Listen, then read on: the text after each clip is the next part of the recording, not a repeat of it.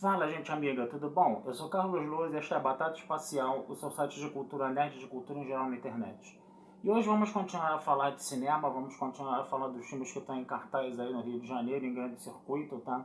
E hoje eu quero trazer uma animação japonesa, isso mesmo, um anime japonês chamado Suzumi, tá? Que é bem uma história de fantasia mesmo, bem ao estilo, né, dos animes japoneses, né, no caso, tá? E é uma história bem bacana, gente, é uma história bem bacana, os desenhos são muito bem feitos, tá?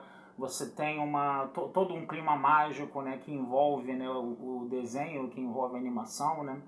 Mas deixa eu dar uns spoilers aqui para vocês entenderem isso.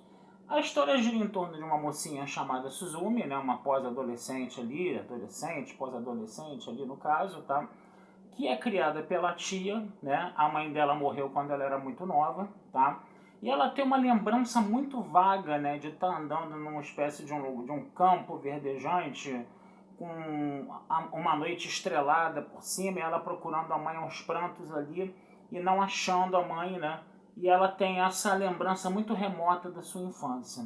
Até que um belo dia ela está indo, andando de bicicleta pela estrada, e ela passa por um rapaz, tá, chamado Souta, e o Souta ele pergunta para ela se existe alguma ruína ali naquela região onde ela mora, porque ele precisa encontrar uma porta, né? Suzumi fica meio que estupefata com aquela pergunta, né? Fica meio surpresa com aquela pergunta, né? E ela começa a procurar as regiões de ruína onde ela mora, e ele encontra uma porta realmente. Quando ela abre a porta, ela vê aquele mesmo campo verdejante e aquela mesma noite estrelada, tá? Que ela via nos sonhos nessa infância remota dela, que ela mal lembra no caso, né? Mas quando ela tentava atravessar a porta, né, ela não conseguia ir para essa outra dimensão, assim no caso. História vai, história vem, ela está na escola, de repente ela vê uma grande coluna assim misturada de fumaça com fogo subindo aos céus, e ela percebe que vem daquela ruína, e ela percebe também que ninguém está enxergando aquilo, né? Quando ela chega lá, ela encontra esse rapaz, né, o Souta, tentando fechar a porta, né? E aí ela vai, num primeiro momento, a tentar ajudar, mas não consegue, mas depois eles conseguem fechar a porta, tá?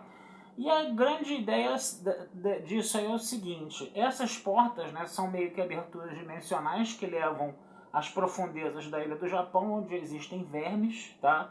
Que querem sair por esses portais, querem sair por essas portas para provocar grandes catástrofes, né?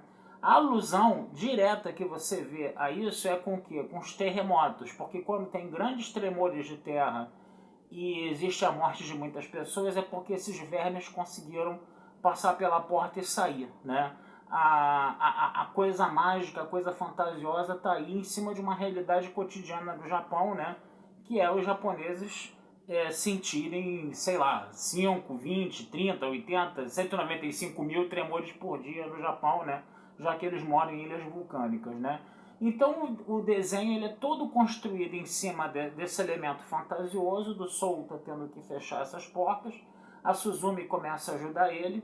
Só que existe um pequeno problema. Aparece um gatinho, né? Do nada. E esse gatinho transforma o Souta numa cadeira só com 3 pernas, né? Que era a cadeira de 3 pernas que estava no quarto da Suzumi, que o Souta usou para sentar. Ele escorou a cadeirinha lá com uma caixinha, coisa e tal, para poder sentar, né? Ele tinha se ferido quando houve, vamos dizer assim, a coisa da porta, dele ter que fechar a porta. A Suzumi insiste em levar ele para casa para fazer um curativo nele, e quando esse gatinho aparece, transforma o Souta numa cadeira.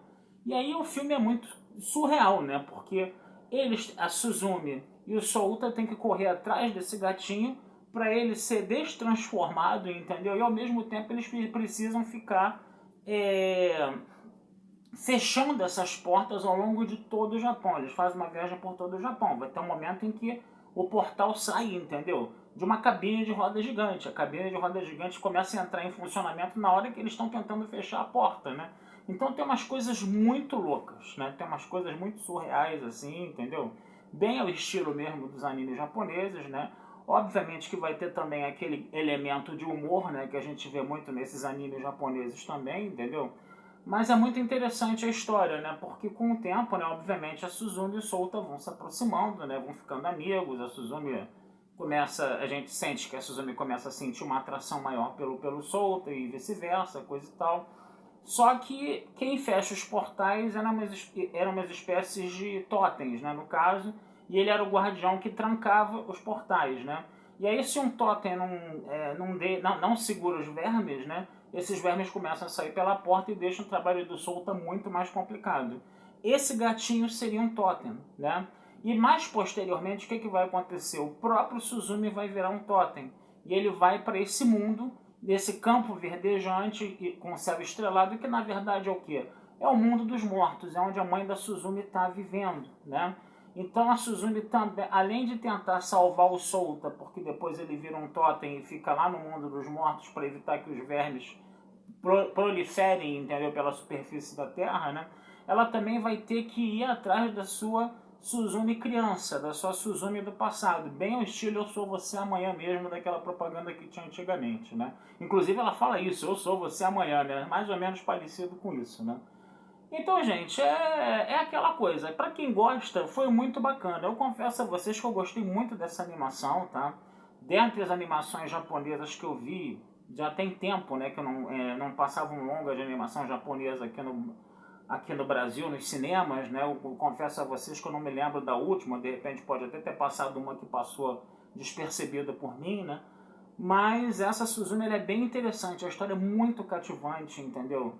E é uma história que tem toda aquela coisa também de você ter uma afetividade, um quê de afetividade muito grande, um quê de traumas de infância, né? Aquela coisa que o japonês gosta bastante, né? Aquela coisa que a gente que não é estranha, né, aos animes japoneses, né? Aquela coisa de você ver personagens se aproximando, numa paixão, vamos dizer assim, meio platônica, numa paixão onde a afetuosidade é muito mais forte do que qualquer outra coisa. Você vai ver aquele sofrimento de vidas pregressas da menina que perde a mãe na infância. Você vai ver elementos mágicos, né? E muito, muito, muito desenho que parecem aquelas pinturas orientais mesmo, né? Lembrava muito as artes plásticas chinesas, né? A coisa dos vermes, né? É muito interessante a gente perceber isso, né? E figuras mitológicas a dar com pau, né? Gatinhos, né? Que viram monstros e coisas do gênero, né? Então vale a pena a gente dar uma olhada. Eu particularmente gosto, né? Eu sou uma pessoa suspeita para falar de animes japoneses, de cultura japonesa, né? Eu sou um cara que não tenho muito conhecimento dos animes mais recentes, né? Mas a gente sabe que na nossa infância, né? Quem já tá com a barba branca, assim que nem eu, né? Que na nossa infância a gente esbarrou com animes japoneses como O Príncipe e o Cavaleiro, Yamato, né, que era Patrulha Estelar, Pirata do Espaço, né? Tinha até a Angel também, né, da Flor das Sete Cores, né? Tinha até aquele negócio, coisa e tal, né? Então a gente tinha muitos animes na nossa época também de infância, entendeu?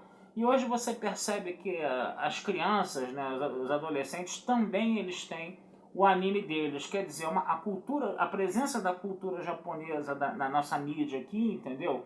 Ela é bem antiga e ela se perpetua, tanto que ela cria novas gerações, né?